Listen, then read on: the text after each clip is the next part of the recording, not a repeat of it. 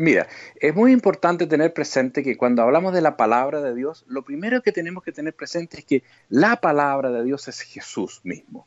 Y Jesús se reveló haciéndose hombre. O sea, el Hijo de Dios que eternamente está junto al Padre y el Espíritu en el cielo, en un cierto momento se hace hombre el Hijo y se revela Jesús. Y Él habla, pero Él es la palabra. Entonces Él habla con sus palabras, pero también con sus hechos y con su vida. Por eso, en primer lugar, hay que decir que la palabra de Dios es Jesús y toda su manifestación, su revelación, sus hechos, su muerte y su resurrección y el envío del Espíritu Santo. Y esa palabra, ese misterio, esa enseñanza, esa presencia de Jesús en medio de nosotros queda de muchas maneras, pero de una manera fundamental en la palabra escrita, que sería ahora la Biblia, que es la revelación escrita, pero que de alguna manera sintetiza, concretiza, hace legible el mensaje de Jesús, que hace presente la presencia total de Jesús como persona. ¿Te fijas? Entonces, por eso es muy importante que uno siempre tenga presente eso, ¿no? Que la palabra de Dios, que es Jesús, queda escrita en la Biblia, pero no solamente en la Biblia, sino que en todas las manifestaciones, en la liturgia, en las personas, en el mundo, con su providencia. O sea, la palabra de Dios es muy amplia, ¿no? Pero hoy día vamos a hablar más en concreto de la Biblia, pero siempre teniendo presente que la Biblia es la forma como sintética de una presencia de Jesús muy amplia y que está en todas partes. Bien, bien. Entonces, a ver, por lo que nos estás diciendo, Padre Rodrigo, cuando hablamos de la Biblia y de Jesús hablándonos a través de ella, estamos hablando de un Dios hecho hombre que habla a través de toda la historia de la salvación. Así es, así es. Por eso que por una parte uno encuentra que en el Antiguo Testamento tenemos la palabra de Dios, que es la revelación de Dios en todo el Antiguo Testamento a través de los profetas. Luego tenemos la revelación de Dios en Jesús mismo en el Nuevo Testamento. Pero ese mismo Jesús uno lo vuelve a encontrar y a uno le habla, por ejemplo, le habla al corazón, inspirándolo. Cuando uno reza, también uno puede decir, yo escucho a Dios, misteriosamente en el corazón uno escucha a Dios, le habla. También en la liturgia, cuando uno va a misa, por ejemplo, y uno escucha al sacerdote haciendo las oraciones, es Jesús mismo. El sacerdote actúa en la persona de Cristo, o sea, es Jesús en su presencia, o en el mundo, o en persona, en los pobres, en los enfermos, también me habla Dios. Por eso siempre es muy importante tener presente que, siendo la Biblia el lugar central, no agota la presencia de esta palabra que es Jesús mismo. Bien, bien. Entonces ya tenemos, algunos elementos que nos permiten comprender esto que nos estabas diciendo. Y padre, el Concilio Vaticano II rescató esta palabra, ¿no? Digo, esto Claro. ocurrió en la década del 60 del siglo pasado. ¿Cómo estaba la Iglesia en ese momento previo al concilio en torno a este tema? Claro, es muy importante tener una idea histórica, porque desde el siglo XVI, más o menos, de alguna manera, como habían personas había menos personas que sabían leer y algunas veces se interpretaba mal la escritura, entonces de alguna manera la Iglesia Católica empezó a ponerle, digamos, a no tener tan abierta la posibilidad de que todos los fieles leyeran la palabra de Dios, la Biblia, ¿no? Entonces, o no sabían leer, o estaba traducida al latín y no estaba traducida al castellano o a otros idiomas. Entonces, había menos costumbre en la Iglesia Católica de leer la Biblia, de que cualquier fiel pudiera tomar la Biblia y leerla. Más bien uno escuchaba a los sacerdotes que predicaban y también a los teólogos que enseñaban en las clases, pero había menos costumbre de leer. Entonces, eso fue lo que el Concilio Vaticano II quiso corregir. Y por eso se preocuparon específicamente de hacer un documento donde invitaran y exhortaran a todos los fieles a que pudieran tomar en sus manos la Biblia, pudieran leer la Biblia, porque aunque uno no supiera todo, no pudiera entender todo, siempre está el Espíritu Santo inspirándolo a uno y siempre esa palabra le va a hablar. Entonces, la gran enseñanza del concilio, una de las más importantes, fue recuperar y volver a exhortar a los fieles a que todos pudieran tener en sus manos la Biblia, leerla en su casa. Y por eso, desde esa época, en los años 60, se acordarán los mayores, Sí. que empezaron a haber grupos de reflexión, se juntaban 2, 3, 5, 10 personas, leían la palabra de Dios, un trozo, lo comentaban, qué le decía cada uno. Y eso es una recuperación que ha hecho el Concilio Vaticano II para que todos los fieles tengan la Biblia en sus manos. Qué bueno, qué bueno. Y a ver, me imagino, padre, las sociedades bíblicas, ¿no? Aquí en Argentina tenemos, seguramente en Chile, en distintos países. ¿Esto habrá surgido posconcilio?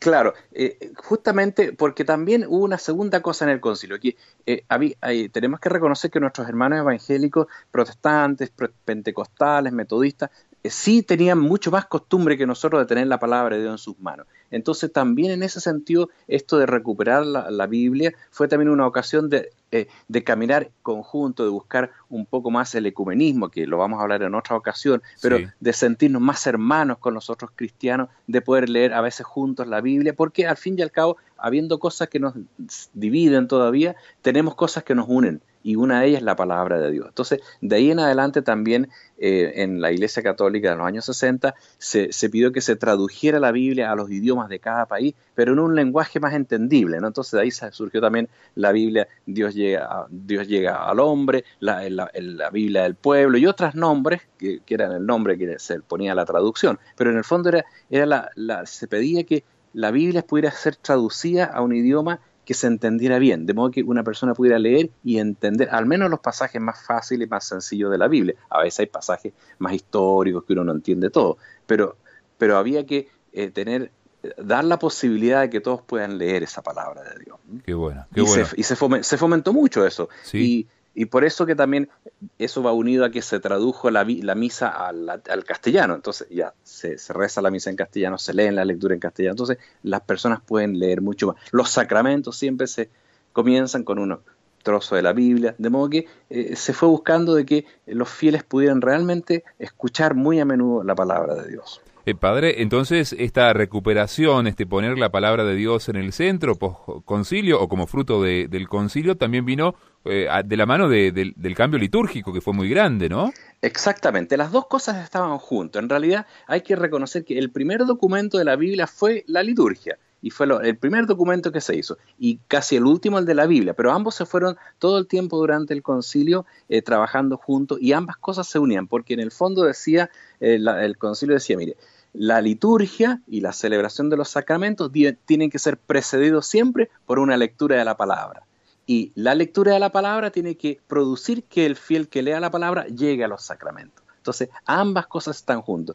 Y si uno mira la misa, siempre tiene esos dos momentos. Primero, la liturgia de la palabra, luego la liturgia eucarística. Si uno va a un bautizo, primero se lee la palabra, después se bautiza al niño. Y así en todos los sacramentos siempre hay un momento de la palabra y después el sacramento. Por eso, esos dos cambios fueron absolutamente conjuntos, ¿no? Una liturgia más comprensible, pero una liturgia que tenga más palabra de Dios. Y ambas cosas entonces se complementan, se ayudan, se suman una con la otra. Claro que sí.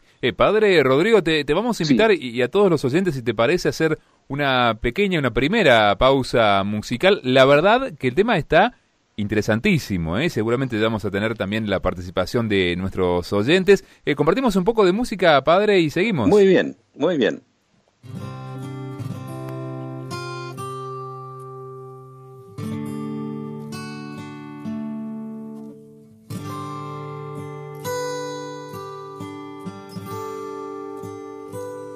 Hoy comprendí que es mejor dejar fluir en mí tu santa voluntad y descansar mi vida entera en ti y contemplar tu fuerza sobre mí. Y digo amén a tus palabras. Y digo amén a tus promesas. Y digo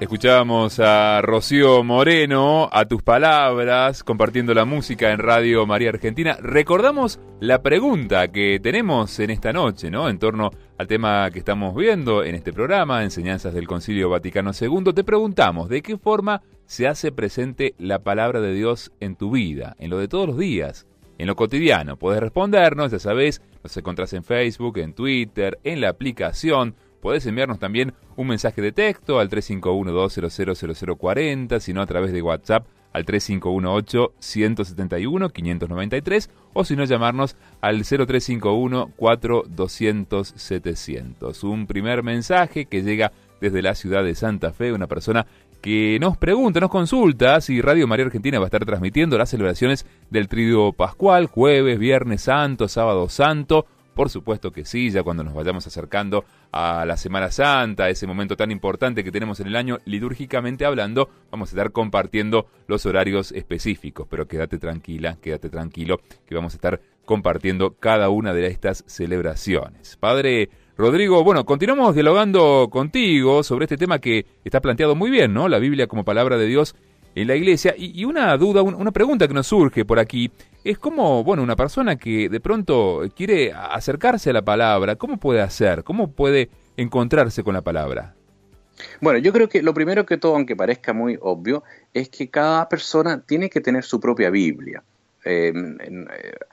No siempre son caras, son baratas, se pueden encontrar, hay ediciones muy simples. Entonces, lo importante es que uno primero tenga una propia Biblia en la casa, en su presencia. Puede ser una para toda la familia, pero también cada uno puede tener la suya. O sea, cuando uno quiere algo, a veces tiene libros que le gusta, cosas personales, y la Biblia es algo tan importante en la vida de uno que uno debería tener su propia Biblia personal, leerla, si de repente quiere subrayar algo, o anotar una cosa, o marcar un pasaje que le gusta. Eso tiene que hacer, y para eso tiene que tener su propia Biblia. Entonces, creo que lo primero, aunque muy evidente, es que cada uno tenga en su hogar su propia Biblia. Bien. Ahora, además, eso es lo primero. Sí, y una pregunta aquí, padre, porque sí, parece una obviedad, como bien decías.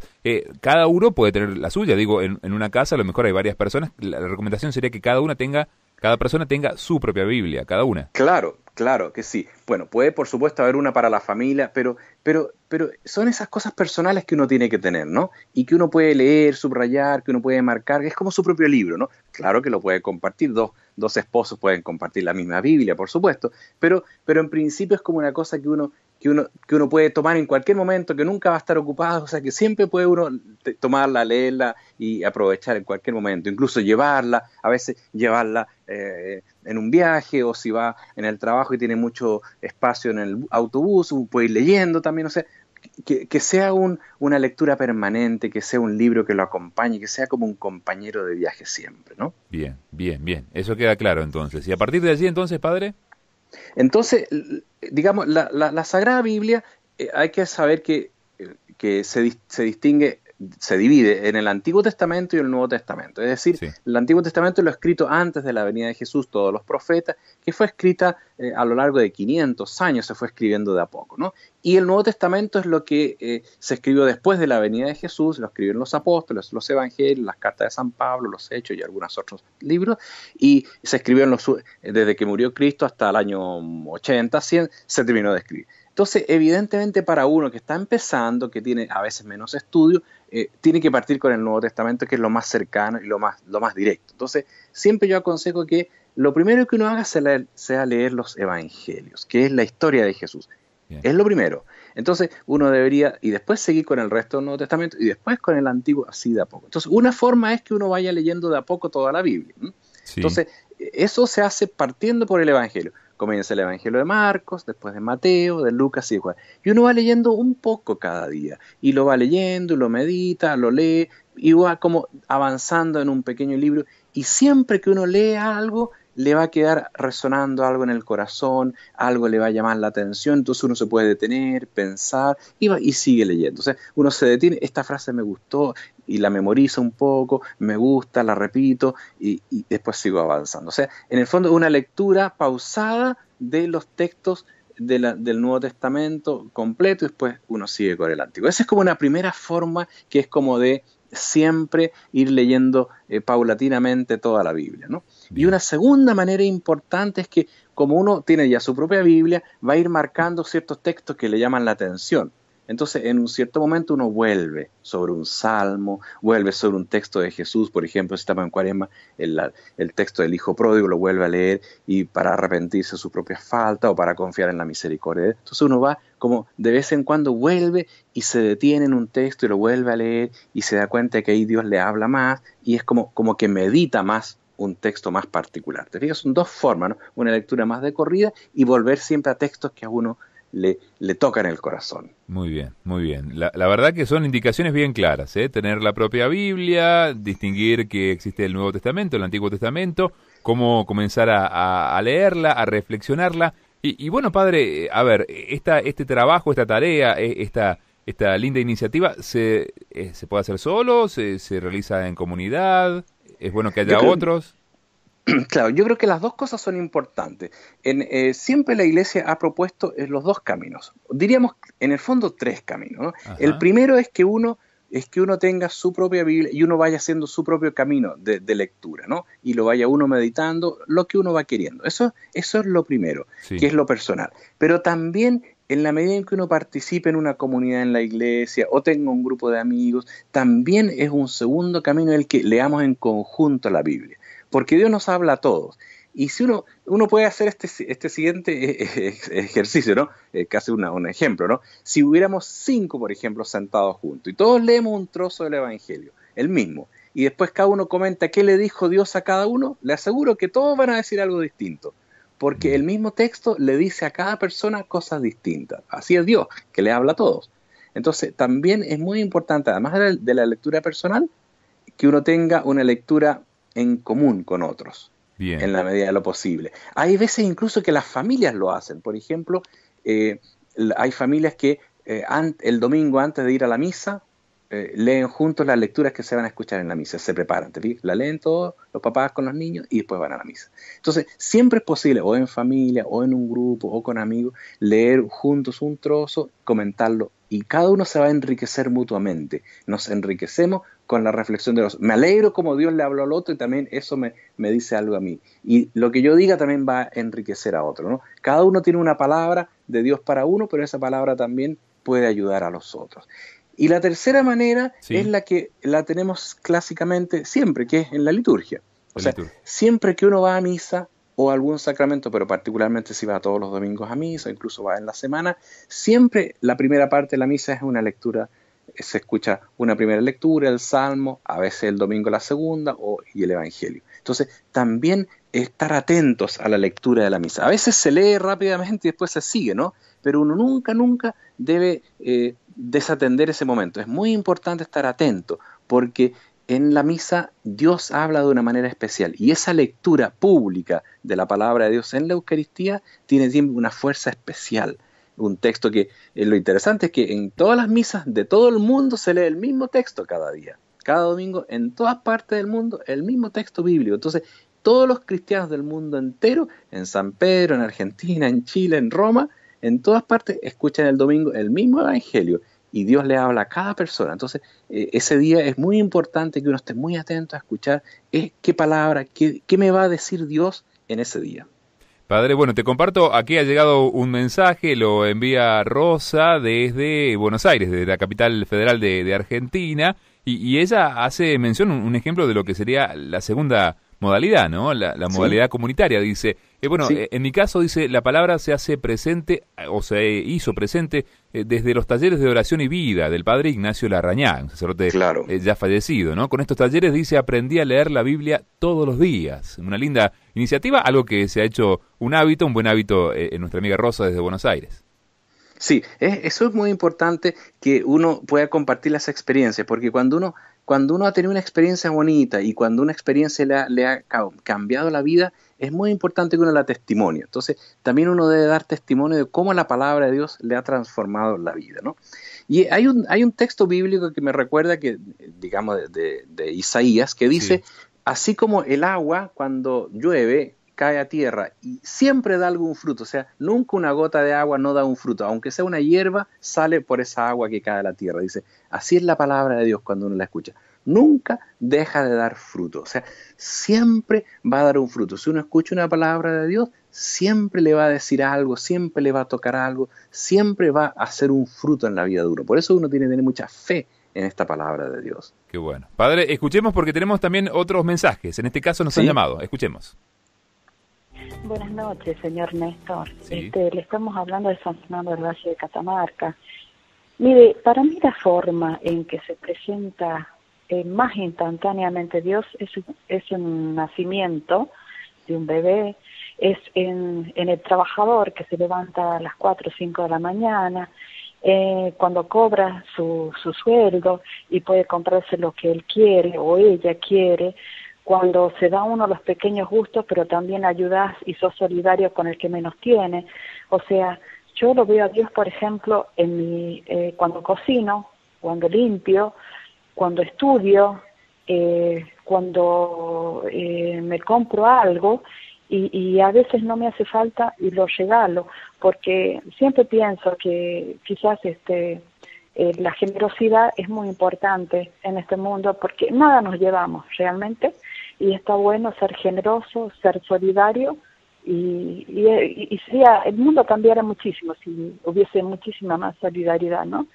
Bueno, y en todo, para mí Dios está presente en todo, en mis actos, en mi manera de ser, en mi forma de dialogar con una persona o de amar a la persona que amo, que quiero, en todo está presente Dios. Bueno, muy lindo su programa, como siempre. Soy Moni de Catamarca. Muchísimas gracias, que Dios te bendiga. Chao, Gracias. chao. Gracias. Habla Norma Sí. de Oncativo y bueno, yo respondiendo a lo que dice el sacerdote, yo tengo 71 años, soy de Oncativo y conocí la Biblia a los 17 años porque me la regalaron en una iglesia protestante. Ahí conocí la Biblia porque es cierto lo que dice el sacerdote, en la iglesia no se acostumbraba, en la iglesia católica, no se acostumbraba a leer la Biblia. Por eso me alegro de que ahora se han unificado todas las creencias y las iglesias, porque la Biblia es una sola, sea del autor que sea, son todas iguales el mismo contenido. Así que es de una gran bendición para mí leer la Biblia. Y se lo deseo a toda persona que esté pasando por lo que esté pasando, que si empieza a leer la Biblia, realmente puede encontrar la solución, porque la Biblia, como dice la palabra, es poder. Les mando un beso grande, Norma de Oncativo. Gracias a Norma, también gracias a Mónica. Padre Rodrigo, escuchando este último mensaje, me puse a sacar cuentas, ¿no? Porque Norma decía, yo tengo 71 años, y estamos hablando de que el Concilio Vaticano II ocurrió hace 50 años atrás, y ella dijo que a los 17 años tuvo su primer contacto con la palabra de Dios, y que lo tuvo a través de una iglesia evangélica hermana. Sí. Y coincide con esto que vos describías, ¿no? Cómo esto fue recuperado a partir del Concilio Vaticano II para la Iglesia Católica. Así es, y es un lindo testimonio y que nos llama la atención a todos nosotros y nos invita a que seamos, como el testimonio que recibí ella, o sea, que seamos también nosotros apóstoles de la palabra, que podamos también ofrecer la palabra de Dios a otros, invitar a otros, incluso si tenemos una Biblia, regalársela a alguien que pueda así aprender a leer y a recibir esta palabra. Qué lindo. Te cuento, Padre Rodrigo, que Rosa, desde Villa T6, en el Gran Buenos Aires, también nos comparte ella que, bueno, desde que está escuchando la radio, de a poquito, dice, fui aprendiendo muchas cosas, y una curiosidad que tuvo es qué es la liturgia de las horas. Y de pronto, bueno, escuchándola aquí en la radio, compartiendo, celebrando la liturgia, porque así se dice correctamente, celebrando la liturgia, dice, quedé maravillada con sus lecturas, tanto a la mañana, a la tarde, a la noche, y para mí, dice Rosa, es una bendición. Yo, la verdad, dice, sabía muy poco, nada casi de Dios, solo lo amaba, y bueno, gracias a estas liturgias de las horas, a estas celebraciones, le permite a ella encontrarse más plenamente con Jesús. Así es. Y bueno, la liturgia de las horas es una costumbre de la Iglesia desde el inicio, incluso antes del cristianismo, el pueblo judío rezaba los salmos. La liturgia de las horas, en el fondo, es la oración de los salmos, dividido para cada día y a distintas horas. Se trata en el fondo de que nos acompañe, es una manera de leer la palabra de Dios, porque la liturgia de las horas se divide en distintas horas del día. Se trata simplemente de ir rezando, celebrando junto a la palabra de Dios, que son los salmos y algunos textos, las distintas horas del día, de modo que Dios nos acompaña en todo momento. Por eso es una forma, la liturgia de las horas es una forma también de llenarse de la palabra de Dios. Qué bueno. Te hago también, te transmito una consulta, te hago una pregunta que aquí nos acerca Víctor desde Jujuy, en el norte de Argentina, y él te pregunta a vos, padre, dice, ¿las Biblias no son todas iguales? ¿Hay diferencias entre ellas? Bueno, la Biblia es una y única, pero las diferencias se dan en las traducciones, porque como la Biblia fue escrita en hebreo, la parte del Antiguo Testamento, la gran parte, una parte en griego, y el Nuevo Testamento todo en griego, evidentemente es un idioma antiguo que nadie puede leer ahora, excepto los estudiosos. Entonces, por eso se traduce a los distintos idiomas. Pero evidentemente uno puede traducir la Biblia con una palabra o poner un sinónimo, ¿no? Uno puede poner una casa o un hogar o una habitación, ¿te fijas? Entonces puede utilizar distintas palabras. Entonces, las diferencias en las Biblias se da, en primer lugar, en las distintas traducciones. Si un lenguaje es más erudito o más sencillo, eso depende del traductor. ¿Te fijas? Esa es la primera gran diferencia, en el fondo es la única gran diferencia. Pero en el fondo no es una diferencia, porque en el fondo es simplemente distintas traducciones. Lo que sí es verdad, sí hay un punto que es más complicado, histórico, es que efectivamente, como la Biblia fue escrita en hebreo, el Antiguo Testamento casi toda, hay 7 libros que fueron escritos en griego y luego todo el Nuevo Testamento en griego. Entonces hay algunas Biblias que no traen esos 7 libros en griego traducidos, ¿te fijas? Entonces que sería en general la mayoría de las Biblias antiguas protestantes no la traían, los católicos sí las traían. Pero hoy día todas las Biblias evangélicas y católicas traducen todos los libros, los 72 libros, incluidos esos 7 en griego, ¿no? De tal manera que prácticamente no hay ninguna diferencia, excepto la diferencia que significa la traducción nomás. Bien. Padre, bueno, me parece que es el momento apropiado para hacer nuevamente un descanso, una pausa musical. El tema está interesante, vemos que hay mensajes, y seguimos esperándolos. ¿Te parece que me parece muy bien. Compartamos un poco de música y ya seguimos?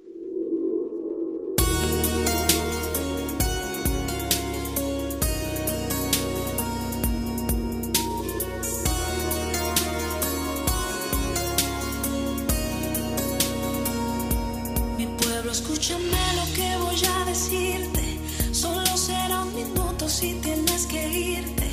No quiero digas nada, simplemente escucha. Perdona si en un momento te interrumpa. Hace 2000 años fue crucificado, mi cuerpo escupido y ensangrentado. Llevé todas tus culpas sobre mi costado, para darte la vida eterna como un regalo. Y hoy surgen preguntas, ¿por qué no me escuchas? ¿Por qué no me miras? ¿Por qué no me abrazas? La hipocresía ha cegado tu mente y dices que me amas. Te has hecho muy fuerte en tus razonamientos, has cambiado mi gloria por tus sentimientos. A veces por las noches vengo y te despierto, pero ya no te importa hablarme un momento. Pasas todo el tiempo hablando cosas vanas, sin la televisión, las modas o la fama. Has perdido la santidad que en ti brillaba. Sabes más de novelas que de mi palabra. Mi anhelo es usarte, que muestres mi gloria, llenarte de unción, que rebose tu copa, que cambies el mundo cada vez que hables, pues el tiempo se agota.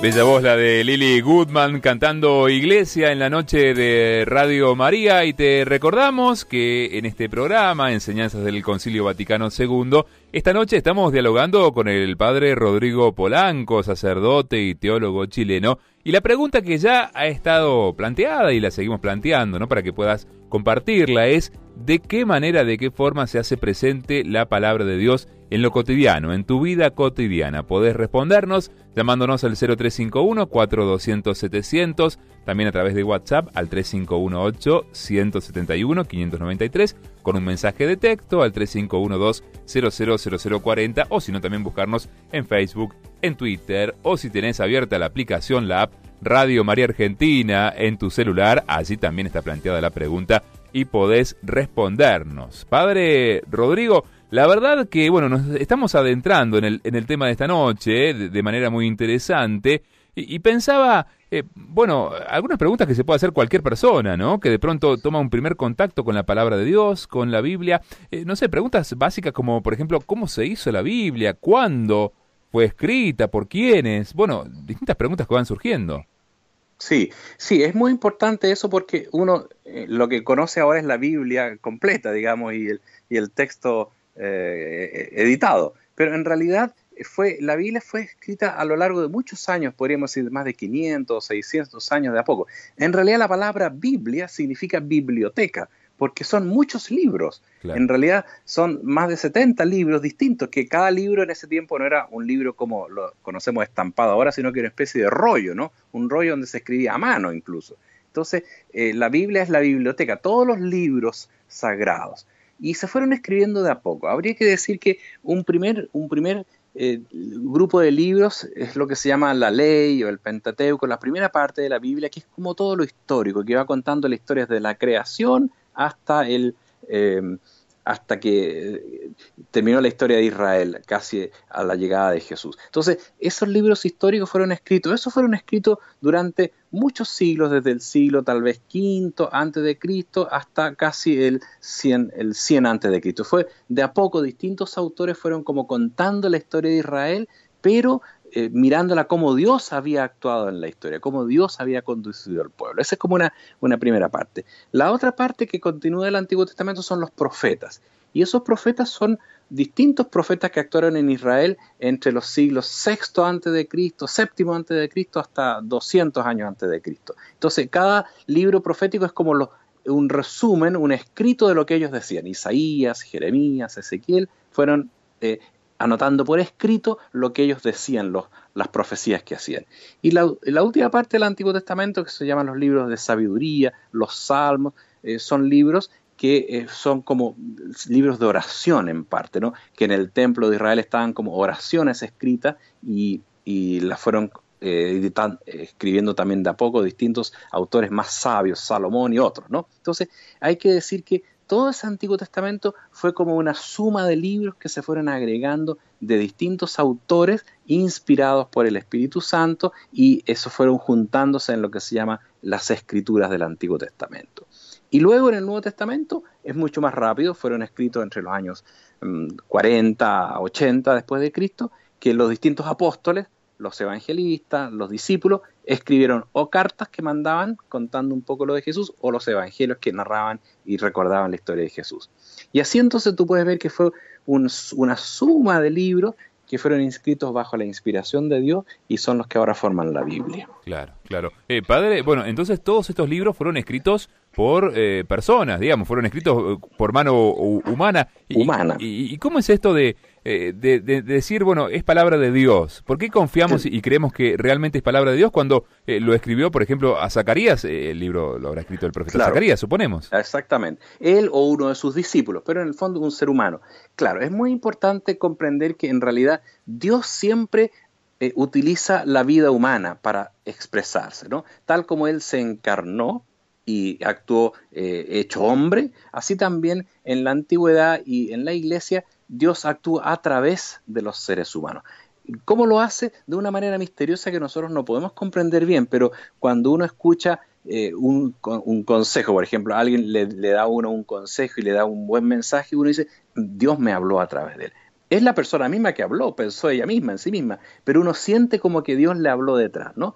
De una manera mucho más fuerte fue cuando estos autores fueron escribiendo la vida de Jesús, o un profeta recibía una inspiración del Espíritu y hablaba. Él hablaba desde su inteligencia, con sus ideas, con su palabra, con lo que su conciencia y su pensamiento le iba diciendo, pero detrás estaba el Espíritu Santo que lo ayudaba a decir lo que realmente Dios quería que se dijese. Entonces,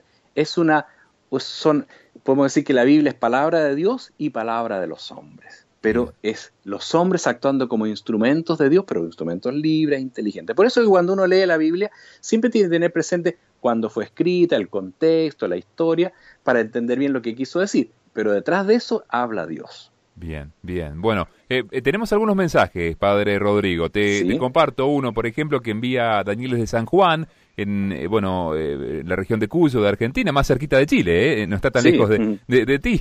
Él dice, que está muy contento porque ha vuelto la señal de Radio María a San Juan, y que él, ha entendido que la recomendación es leer primero el Evangelio, luego las cartas, luego el Antiguo Testamento y por último el Apocalipsis. Además deja, un comentario interesante, ¿no? Dice, que él trabaja en un hospital y siempre cuando ingresa a ese hospital, dice, pongo una frase que toma de la Biblia, ¿no? De la palabra de Dios, de las Sagradas Escrituras, que me ayude a mí, dice, y que también le permita sentirse mejor a mis pacientes.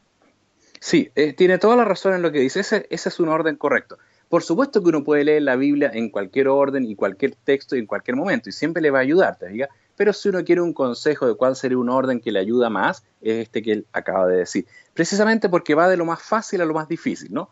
Un criterio básico para leer la Biblia es que uno parta de los textos más fáciles y de a poco va avanzando a los más difíciles. Los más fáciles son el Evangelio porque es la vida de Jesús que uno conoce y uno lo entiende más. Más difícil, un poquito más son las cartas porque uno tiene que conocer el contexto. Todavía más difícil va a ser el Antiguo Testamento porque son más antiguos, entonces uno tiene que conocer la historia.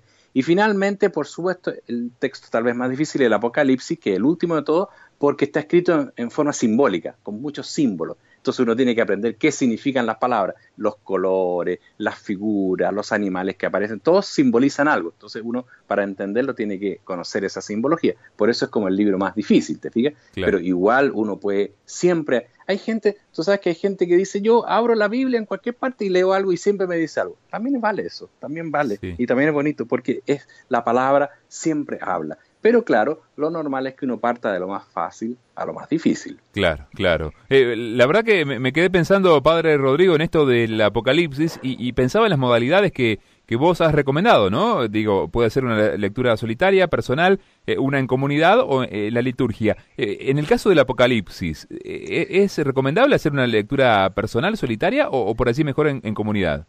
Yo creo que siempre es mejor en comunidad, incluso la liturgia presenta el Apocalipsis hacia el final del año, ¿no? Y ahí uno lee algunos textos del Apocalipsis. Pero yo creo que siempre, antes de leer el Apocalipsis, uno debería leer una pequeña introducción al libro, alguien que le explique algo, por lo menos preguntar cuáles son los símbolos más importantes para que uno entienda un poco lo que se está diciendo, ¿te fijas? Pero igual uno puede leerlo solo o comunitario, aunque lo mejor es más bien comunitario con alguien que sepa un poco más para que le explique los signos que uno no entiende, ¿te fijas? Claro, o participar de la liturgia también. Claro, en la liturgia también, porque es bien importante, claro, no siempre resulta totalmente así, pero lo normal sería, y yo lo digo como sacerdote, es que uno en la liturgia siempre en la prédica sea una explicación de la palabra de Dios. A veces pasa que hay un tema muy urgente, hay una cosa, y entonces uno no se centra demasiado en la palabra de Dios, pero lo normal debería ser que todos los sacerdotes, y yo lo digo por mí mismo, que la prédica sea una explicación y una actualización de la palabra de Dios que acabamos de leer. Y como hay días en el año en que se lee algún pedacito del Apocalipsis, ahí uno aprovecha de explicar el sentido y la simbología del Apocalipsis. Y ahí los fieles, la gente en la iglesia va aprendiendo cómo leer y después profundiza más. Claro, claro. Padre, a ver, un poco me remito a mi experiencia y lo pienso como padre de niños, ¿no? Yo cuando era chico recuerdo, mi mamá tenía una Biblia y yo me propuse comenzar a leerla y comencé, como todo libro, desde el principio. Pero después me di cuenta que, como bien dijiste, es un conjunto de libros y que es imposible. Bueno, después lentamente comencé a leerla de otra manera, me acerqué más a los evangelios. ¿Qué es lo más recomendable para los niños, digamos, no? Una versión infantil que comience a leer el evangelio. Yo creo que a los niños, por supuesto, en primer lugar, yo creo que hay que acompañarlos en la lectura, en el sentido de que hay que ayudarlos, ¿no? Un papá, por ejemplo. Entonces, pero evidentemente a los niños siempre les es más fácil entender las narraciones de historias que un texto abstracto. Entonces, en ese sentido, creo que siempre es bueno con los niños comenzar con las narraciones del Evangelio, con las cosas que hacía Jesús, la historia de Jesús. Y también uno puede ir a algunos textos del Antiguo Testamento donde narra alguna narración que se pueda entender mejor. Por eso yo creo que ellos pueden leer por sí mismos, pero en principio es mejor que estén acompañados para que uno les vaya enseñando y motivando, ¿no? Bien. Y, por cierto, partir con los evangelios, con la vida de Jesús. También a veces están estas Biblias de niños que en el fondo son resúmenes o pequeñas historias, lo cual también es muy válido, ¿te fijas? Pero eso tiene que ayudarlos a aquellos que no se queden en el puro resumen, sino que les ayude a ir al texto, y aunque sea un trozo muy pequeño, uno dice, mira, aquí está el Evangelio, leámoslo juntos, comprendámoslo, para que se acostumbren a tener la palabra de Dios verdaderamente en sus manos. Y a partir de qué edad, por ejemplo, padre, recomendarías que, bueno, un niño Bueno, o no tan niño los pueda niños, pasar a la Biblia ya de adultos? claro, yo creo que cuando los niños se empiezan a preparar para la primera comunión, que son pequeños, ¿no es cierto? Sí. Reciben la comunión y luego, siempre uno los prepara, como van a ir a misa, los prepara con algunos textos del Evangelio. Y de ahí, de esa edad, es bueno que ellos siempre puedan leer el Evangelio del domingo, en principio, ¿no? El de cada semana. Entonces van entrando al menos pueden ir leyendo esos trocitos. Y ya cuando son adolescentes sí tienen que tener la Biblia y leerla. Pero aconsejarlos que lean los textos más fáciles como son los evangelios y también los Hechos de los Apóstoles, por ejemplo, y eventualmente alguna carta de San Pablo, que son más comprensibles. Pero me parece que si un niño aprende a leer y en el colegio le hacen leer cosas, ¿por qué no va a poder leer la Biblia, no? Claro, bien, buena sugerencia. Padre, te invitamos, la verdad que está muy interesante todo esto, te invitamos a hacer una nueva pausa musical, un tema musical, y después continuamos hablando, ¿te parece? Muy bien, muy bien.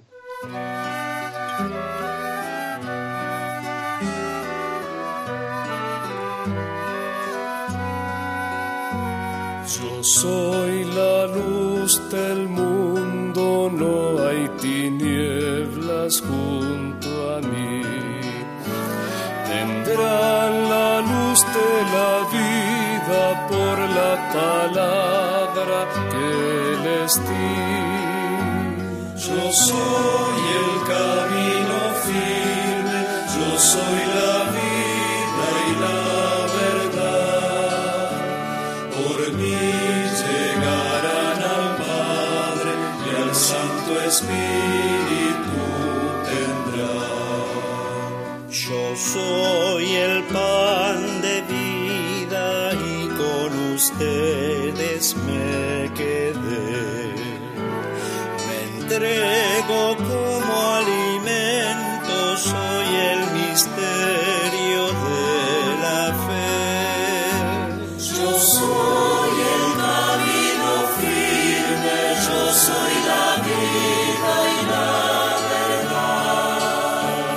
Por mí llegarán al Padre y al Santo Espíritu tendrán. Yo soy el buen pastor y por amor mi vida doy.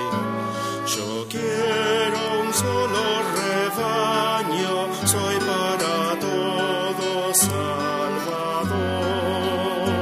Yo soy el camino firme, yo soy la vida y la verdad. Por mí llegarán al Padre y al Santo Espíritu tendrán. Yo soy la vid verdadera, mi Padre Dios el viñador. Produzcan fruto abundante, permaneciendo en mi amor. Yo soy el camino firme, yo soy la vida y la verdad. Por mí llegarán al Padre y al Santo Espíritu tendrán. Yo soy soy Señor y Maestro, y un mandamiento nuevo doy, que se amen unos a otros como los he amado yo. Yo soy el camino firme, yo soy la vida y la verdad.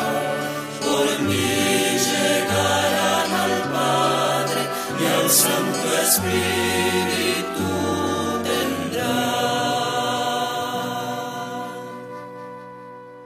Estábamos escuchando al grupo Pueblo de Dios. De paso le mandamos un saludo a toda la gente linda allí de Tandil con este tema Yo Soy el Camino. Y Padre Rodrigo, te compartimos que tenemos más mensajes. Vamos a escuchar a uno de ellos. Muy bien. Buenas noches. Quería dejar este mensaje. En el año 54, en Comodoro Rivadavia, yo tenía 7 años, mi hermano 10, y una señora evangelista fue la primera que nos vino a traer la Biblia. Ellas hacían el recorrido por las calles y venía 2 veces en la semana a leernos la Biblia. Otra cosa que quería decir es por qué ha cambiado tanto la liturgia. Antiguamente en España era el sábado de gloria y domingo de resurrección, y el sábado a la mañana era cuando se iba con los cencerros y las campanas a la iglesia y se hacía mucho ruido. Bueno, buenas noches y que sigan ustedes bien. Adiós. Bueno, gracias. Gracias a esta amiga que nos estaba llamando desde el sur de la Argentina. Padre, ¿algún comentario respecto de este comentario que hacía la oyente? Claro, ella es un testimonio claro de lo que estábamos diciendo de las transformaciones y las renovaciones del Concilio Vaticano II, porque ella recuerda de niña que la vigilia pascual se hacía el sábado en la mañana, sí, la que hoy día siempre es el sábado en la noche. Y efectivamente era así por una razón muy simple, que hoy día no la comprendemos tanto, pero era porque como había que comulgar en ayuna, si hacíamos la misa de vigilia pascual en la noche del sábado, nadie podía comulgar porque ya había almorzado o comido, claro, ¿te fijas? Claro. Entonces por eso se hacía en la mañana, pero la liturgia, el concilio dijo, tenemos que tratar de que la liturgia recupere como fue siempre y el sentido más lógico. Si es vigilia pascual, tiene que ser en la noche del sábado, para preparar la resurrección del domingo. Entonces esos cambios fueron todos muy importantes porque de alguna manera se habían ido haciendo algunos cambios a lo largo de la historia simplemente por costumbre o por razones históricas, pero el concilio como que recuperó la liturgia más como era en el origen. Y eso también es muy importante. La renovación litúrgica volvió al origen de la liturgia como siempre. De eso vamos a hablar en un par de miércoles más sobre esta renovación litúrgica del concilio. Bien. Pero ella da un testimonio precisamente de eso. Bien, sí. Bueno, padre, te cuento que Viviana desde Buenos Aires también nos escribe ella. Pide que, digamos, repitamos tu nombre. Sos el padre Rodrigo Polanco. Rodrigo Polanco. Bien, sacerdote chileno, teólogo. Y te pregunta, padre, si tenés algún libro escrito sobre esto, ¿no? Cómo leer la Biblia. Porque se declara Viviana atrapada por este tema. Además, ella es catequista. Ya, no, yo no he escrito yo personalmente un libro sobre esto, sino que más bien siempre lo enseño en mis clases, como ahora, ¿te fijas? Sí. Pero uno sí puede leer, hay muchos libros que en las librerías católicas siempre venden como introducción a la Biblia, en donde explican pequeñas cosas. Entonces, un catequista debería buscar un pequeño libro de introducción a la Sagrada Escritura o de introducción a la lectura de la Biblia, donde les cuenten un poco cuántos libros hay, un poco las cosas que yo he dicho, un poco más completas, ¿te fijas? Bien. Pero entonces es muy bueno que haga una pequeña búsqueda de un pequeño libro que sea introducción a la lectura de la Biblia. Bien, ahí está planteada la tarea en definitiva. Después también nos escribe Orlando desde Capital Federal, desde la ciudad de Buenos Aires. Y él comenta algo que, suele ocurrir, ¿no? De pronto en su casa recibió la visita de personas que, forman parte de otras iglesias, ¿no? Y que de pronto le acercaron la palabra y de pronto él tenía, digamos, alguna diferencia, por ejemplo, en torno a la devoción a la Virgen María. ¿Qué hacer en estos casos? Claro, yo creo que hay que distinguir dos cosas. Una cosa es que la Biblia, en la medida en que tenga los 72 libros que son de la Biblia, que sea una Biblia católica o ecuménica, está perfectamente bien y no tiene por qué tener ninguna diferencia y dice lo que dice la Biblia. Ahora, otra cosa es que en la enseñanza global de una iglesia cristiana uno acentúe más la devoción a la Virgen y otros como que no la acentúen tanto o definitivamente la desconozcan. Sí. Ya, esas son diferencias que tenemos. Pero la palabra misma, la Biblia misma, no dice nada contra personas, sino que simplemente muestra la realidad. El Magnificat es la oración de la Virgen, muestra la Anunciación, y los textos bíblicos sobre la Virgen aparecen en todas las Biblias normalmente, ¿no? Bien. Distinto es la enseñanza que puede tener una iglesia a ese respecto. Bien, bien.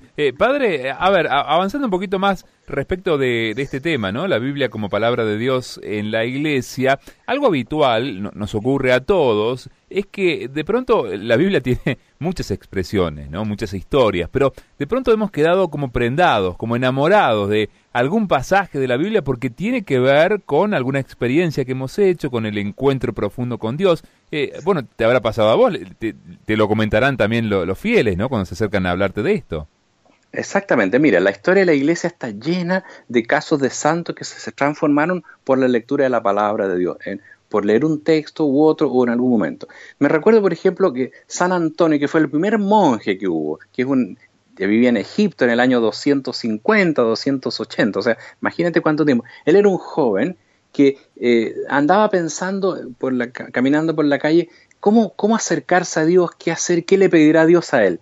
Y en ese instante ve una iglesia abierta, entra a la iglesia y justo en ese instante estaba el sacerdote leyendo el Evangelio en la misa y estaba leyendo justo ese pedazo que dice, ¿quieres ser perfecto? Pues vende todo lo que tienes, dalo a los pobres y luego ven y sígueme. Sí. Y él sintió que esa era una palabra para él y decidió entonces, salió, vendió sus cosas y fue el primer consagrado monje que vendió todo y se fue al desierto y empezó una vida de contemplación y de oración profunda. ¿Te fijas? O sea, como una palabra escuchada le transformó la vida porque Dios habla a través de la palabra. ¿Te fijas?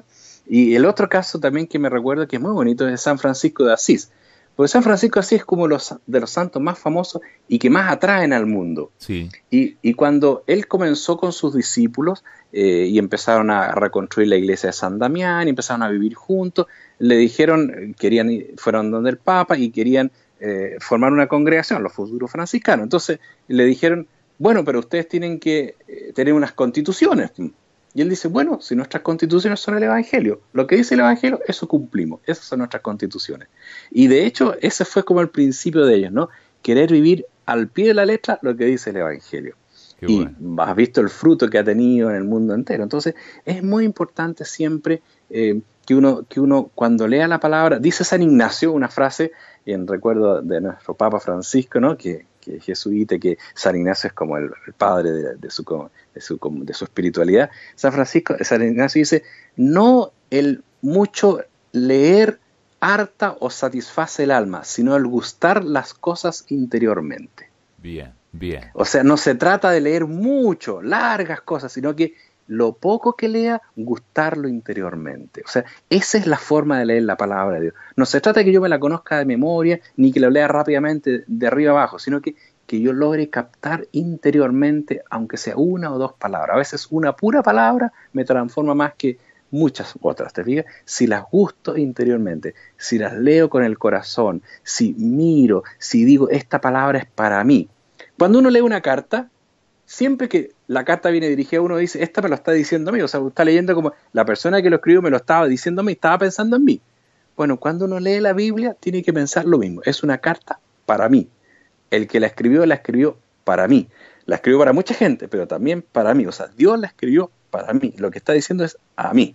Claro, claro. Bueno, me viene a la mente, padre, cuando estabas mencionando a estos santos, en Argentina tenemos a San José Gabriel del Rosario Brochero, ¿no? Nuestro querido santito cura Brochero, como ustedes tienen a San Alberto Hurtado, ¿no? Podemos decir, un santo de referencia. Y el cura Brochero decía que él rumiaba la palabra, ¿no? Eso es, exactamente eso. Como la vaca que, cuando lleva un alimento a su boca, luego después está un buen rato procesando internamente ese alimento. Bueno, la palabra es un alimento que se ve que él le daba vueltas todo el día, digamos, hasta que podía sacar una conclusión.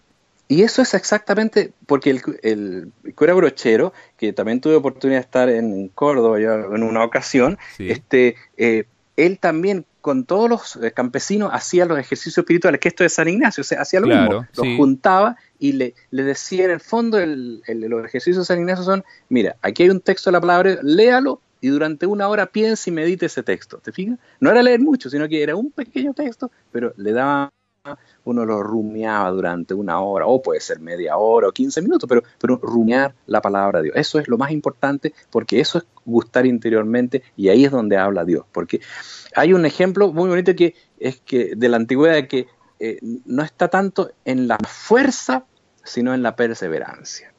Sino que lo que realmente transforma es la perseverancia. O sea, que uno permanezca permanentemente escuchando la palabra y repitiéndola, y eso le va a uno cambiando el corazón. Hay un método para leer la palabra que es muy bonito, que a propósito de esto, ¿no? Que se trata de que uno lea un pasaje del Evangelio, por ejemplo, ya unas 10, 15 líneas, y luego elija una frase que más le gustó y la empieza a repetir. 1, 2, 10, 20, 50 veces la repite. Y con esa repetición, esa frase que le gustó a uno, como que va penetrando profundamente en el corazón. Bien, bien. Y está el corazón más duro, seguramente, se rompe. Así es. Como dice, una gota de agua, si va cayendo constantemente sobre una roca, termina horadando la roca. Sí. No porque el agua sea muy fuerte, sino que por la perseverancia de una y otra vez la gota sobre la piedra. Bien.